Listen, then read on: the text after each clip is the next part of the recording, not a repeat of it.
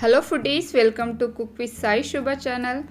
ನಾನಿವತ್ತು ಹಸಿ ಬಟಾಣಿ ಕಾಳು ಹಾಗೆ ಸಬ್ಬಕ್ಕೆ ಸೊಪ್ಪು ಹಾಕಿ ಹೇಗೆ ಉಪ್ಪಿಟ್ಟು ಮಾಡೋದು ಅಂತ ಬನ್ನಿ ನೋಡೋಣ. ಉಪ್ಪಿಟ್ಟು ಅಂದರೆ ಕೆಲವೊಬ್ರಿಗೆ ಇಷ್ಟ ಆಗಲ್ಲ, ಆದರೆ ನಾನು ಹೇಳೋ ಥರ ಈ ಮೆಥಡಲ್ಲಿ ಮಾಡಿ ನೋಡಿ, ಎಲ್ಲರೂ ಇಷ್ಟಪಟ್ಟು ತಿಂತಾರೆ, ಅಷ್ಟು ಚೆನ್ನಾಗಿ ಟೇಸ್ಟಿಯಾಗಿ ಕೂಡ ಇರುತ್ತೆ. ಬನ್ನಿ ಈಗ ಹೇಗೆ ಮಾಡೋದಂತ ನೋಡೋಣ.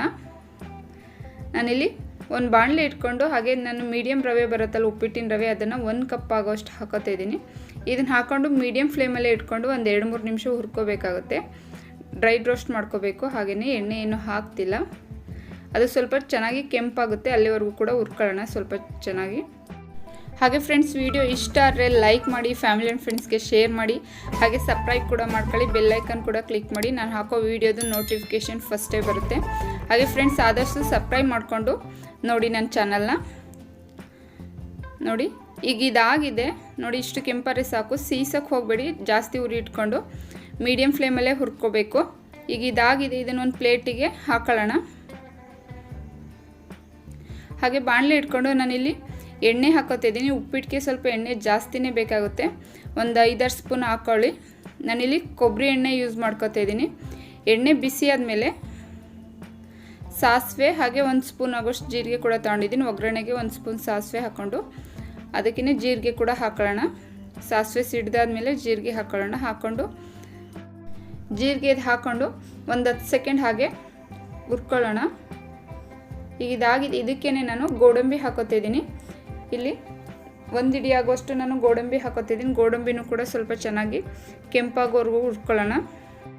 ಗೋಡಂಬಿ ಬೇಡ ಅಂದರೆ ಸ್ಕಿಪ್ ಕೂಡ ಮಾಡ್ಬೋದು, ಹಾಕೋದ್ರಿಂದ ಟೇಸ್ಟ್ ಚೆನ್ನಾಗಿ ಬರುತ್ತೆ. ಹಾಕಿ ಮನೇಲೇ ಮಾಡ್ತಿರೋದ್ರಿಂದ ಗೋಡಂಬಿ ಹಾಕಿ ಟೇಸ್ಟ್ ಚೆನ್ನಾಗಿರುತ್ತೆ. ಅದಕ್ಕೆ ನಾನು ಕರ್ಬೇವಿನ ಸೊಪ್ಪು ಕೂಡ ಹಾಕೋತಾ ಇದ್ದೀನಿ. ಇದಕ್ಕೇ ನಾನು ಒಂದು 2 ಕಡ್ಡಿ ಆಗೋಷ್ಟು ಪುದೀನ ಸೊಪ್ಪು ಕೂಡ ಹಾಕೋತಾ ಇದ್ದೀನಿ. ಪುದೀನ ಸೊಪ್ಪು ಹಾಕೋದ್ರಿಂದ ಅದ್ರ ಫ್ಲೇವರ್ ಚೆನ್ನಾಗಿ ಬರುತ್ತೆ.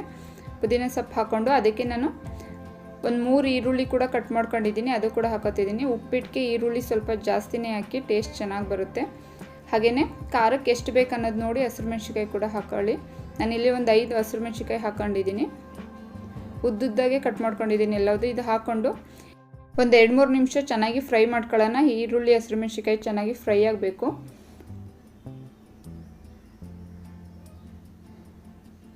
ನೋಡಿ ಈಗ ಇದಾಗಿದೆ, ಇಷ್ಟು ಫ್ರೈ ಆದರೆ ಸಾಕು, ಸ್ವಲ್ಪ ಟ್ರಾನ್ಸ್ಪರೆಂಟ್ ಆದರೆ ಸಾಕು ಈರುಳ್ಳಿ. ಇದಕ್ಕೇ ನಾನಿಲ್ಲಿ ಚಿಕ್ಕದಾಗಿ ಕಟ್ ಮಾಡ್ಕೊಂಡಿರೋದು 1 ಟೊಮೊಟೊನ ಹಾಕೋತಾ ಇದ್ದೀನಿ. ಟೊಮೆಟೊನ ಅಳಗಿರೋದನ್ನೇ ತಗೊಳ್ಳಿ ಆದಷ್ಟು. ಇದನ್ನು ಕೂಡ ಸ್ವಲ್ಪ ಫ್ರೈ ಮಾಡ್ಕೊಳ್ಳೋಣ. ಟೊಮೆಟೊ ಹಣ್ಣು ಫುಲ್ ಸಾಫ್ಟಾಗಿ ಬೇಯಬೇಕು ಅಂತೇನಿಲ್ಲ, ಆಮೇಲೂ ಕೂಡ ಬೇಯುತ್ತೆ, ಸ್ವಲ್ಪ ಫ್ರೈ ಮಾಡ್ಕೊಂಡ್ರೆ ಸಾಕು. ಇದಕ್ಕೆ ನಾನಿಲ್ಲಿ 1 ಕಪ್ ಆಗೋಷ್ಟು ಹಸಿ ಬಟಾಣಿ ಕಾಳು ತಗೊಂಡಿದ್ದೀನಿ. ಹಸಿ ಬಟಾಣಿ ಕಾಳು ಹಾಕೋದ್ರಿಂದ ಟೇಸ್ಟ್ ಚೆನ್ನಾಗಿ ಬರುತ್ತೆ. ಸೀಸನ್ ಇದ್ದಾಗ ಹಾಕ್ಬಿಟ್ಟು ಮಾಡಿ, ಟೇಸ್ಟ್ ತುಂಬಾ ಚೆನ್ನಾಗಿರುತ್ತೆ.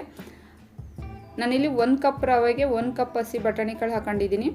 ಹಸಿ ಬಟಾಣಿ ಕಾಳು ಹಾಕೋದ್ರಿಂದ ಟೇಸ್ಟ್ ಮಾತ್ರ ತುಂಬಾ ಚೆನ್ನಾಗಿರುತ್ತೆ, ಬಾಯಿ ತುಂಬ ಸಿಗ್ತಾ ಇರುತ್ತೆ, ಟೇಸ್ಟ್ ತುಂಬಾ ಚೆನ್ನಾಗಿರುತ್ತೆ. ಇದು ಎರಡೂ ಟೊಮೊಟೊ ಹಾಗೆ ಹಸಿ ಬಟಾಣಿ ಕಾಳು ಎರಡೂ ಸ್ವಲ್ಪ ಚೆನ್ನಾಗಿ ಫ್ರೈ ಆಗಬೇಕು.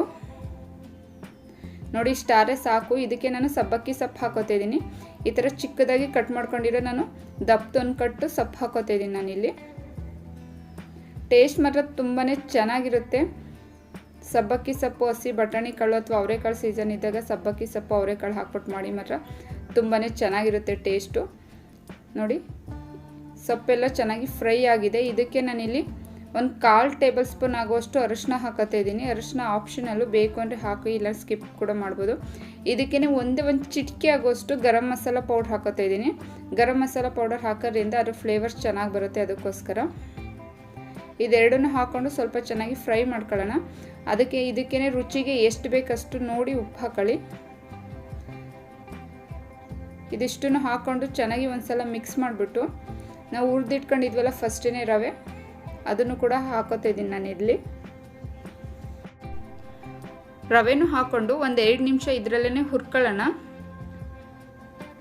ಲೋ ಫ್ಲೇಮಲ್ಲಿ ಇಟ್ಕೊಂಡು ಹುರ್ಕೊಳ್ಳಿ, ಇಲ್ಲಾಂದರೆ ಸೀದೋಗುತ್ತೆ. ಆದಷ್ಟು ಲೋ ಫ್ಲೇಮಲ್ಲಿ ಇಟ್ಕೊಂಡು ಈ ಥರ ಚೆನ್ನಾಗಿ ಎಣ್ಣೆ ಜೊತೆ ತರಕಾರಿ ಜೊತೆ ಈ ಥರ ಮಿಕ್ಸ್ ಮಾಡಿಕೊಂಡು ಚೆನ್ನಾಗಿ ಒಂದು ಸಲ ಹುರ್ಕೊಂಡ್ರೆ ಟೇಸ್ಟು ತುಂಬಾ ಚೆನ್ನಾಗಿ ಬರುತ್ತೆ.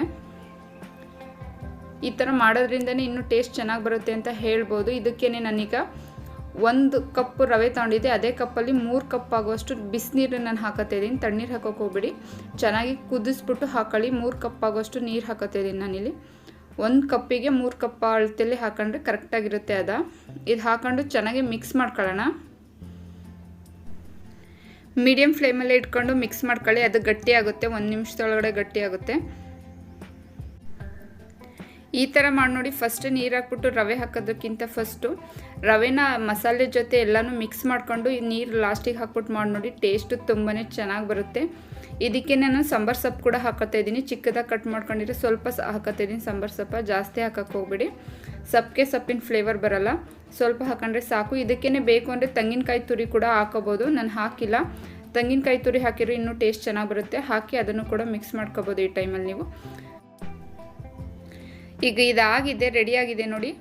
ಇಷ್ಟಿದ್ರೆ ಸಾಕು. ಹಾಗೆ ಬಾಯಲ್ಲಿಟ್ಟರೆ ಕರ್ಗೋಗುತ್ತೆ, ಅಷ್ಟು ಚೆನ್ನಾಗಿ ಬರುತ್ತೆ. ಇಷ್ಟ ಇಲ್ಲ ಅನ್ನೋರು ಕೂಡ ಈ ಥರ ಮಾಡಿಕೊಡಿ. ಉಪ್ಪಿಟ್ಟು ತುಂಬ ಇಷ್ಟಪಟ್ಟು ತಿಂತಾರೆ.